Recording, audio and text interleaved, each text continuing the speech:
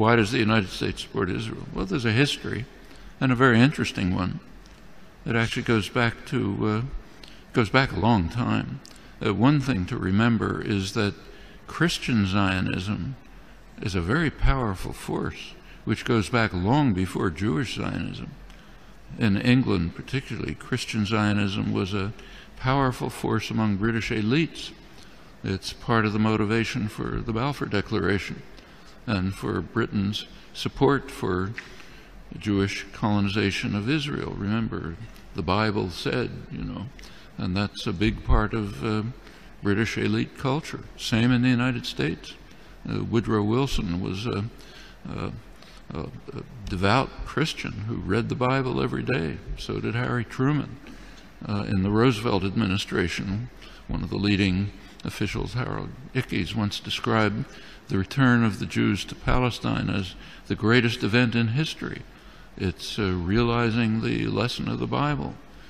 These are deeply religious countries in which the biblical commands, so-called, are taken quite literally.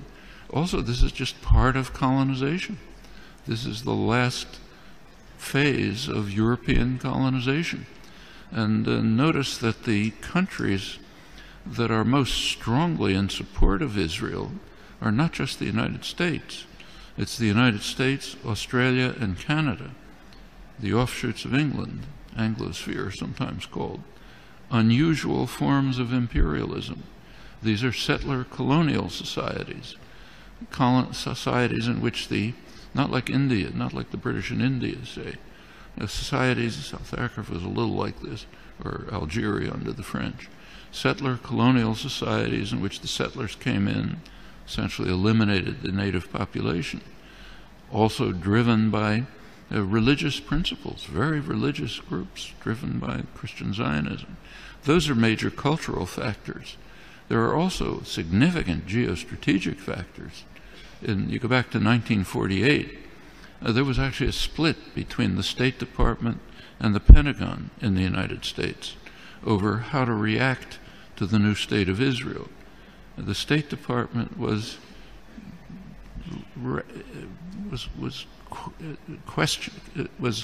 not committed strongly to Israeli conquests, the establishment of the state, and was concerned about the refugees. It wanted an implementation of the refugee problem. The Pentagon, on the other hand, was very impressed with Israel's military potential. The Israeli military successes, if you look back at the internal record and declassified, the Joint Chiefs of Staff described Israel as the second largest military force in the region after Turkey and a potential base for U.S. power in the region. That continued. Can't run through the whole record, but in 1958, when there was a serious crisis in the region, Israel was the only state that strongly cooperated with Britain and the United States, and it won plenty of support from the governments and the military for that reason. 1967 is when the current relations with Israel were pretty much established. Israel performed a major service to the United States by destroying a secular Arab nationalism, a major enemy of the United States, and supporting radical Islam, which the U.S. supported. And it continues right until the present. Right now, we saw an example of that just during the latest Gaza attack. You recall that at one point, Israel began to run out of munitions during the assault, despite the fact that it's armed to the teeth. The United States provided Israel with additional munitions through the Pentagon. And notice where they were taken from. These were U.S. munitions pre-positioned in Israel for eventual use by U.S. forces. One of many signs of how Israel is regarded as essentially a military offshoot of the United States. Very close intelligence relations that go way back, many other connections.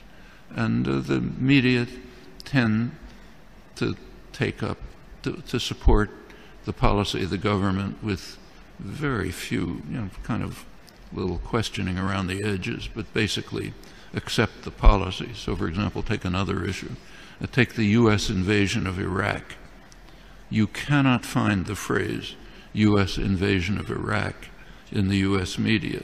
There was obviously an invasion, a blatant act of aggression, a textbook case of well, that's Nuremberg trials called the supreme international crime, cannot be mentioned. President Obama is praised as an opponent of the invasion. And what did he say? He said it's a mistake. It's a strategic blunder. We're not going to get away with it. That's the kind of opposition that you heard from the German general staff during Hitler's invasion of Russia. It's a blunder.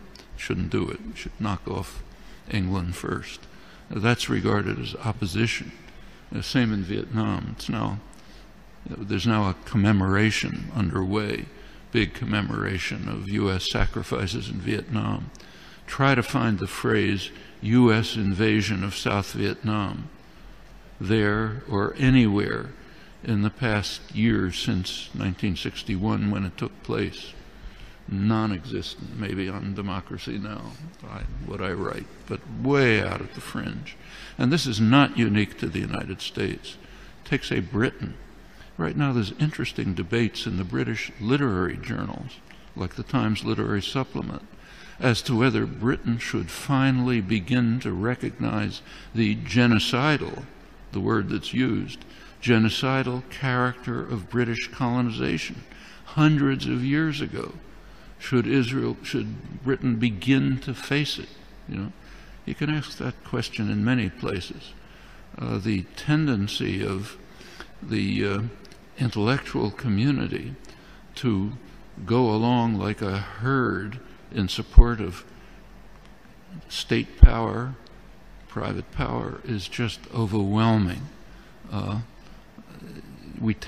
Intellectuals like to think of themselves as dissident, critical, courageous, standing up against power. Absolutely untrue. You look at the historical record, that's a small fringe, and they're usually punished. The mainstream tends to be what was once called a herd of independent minds, marching in support of state power. Nothing new here. Unfortunate, you have to fight against it, not new.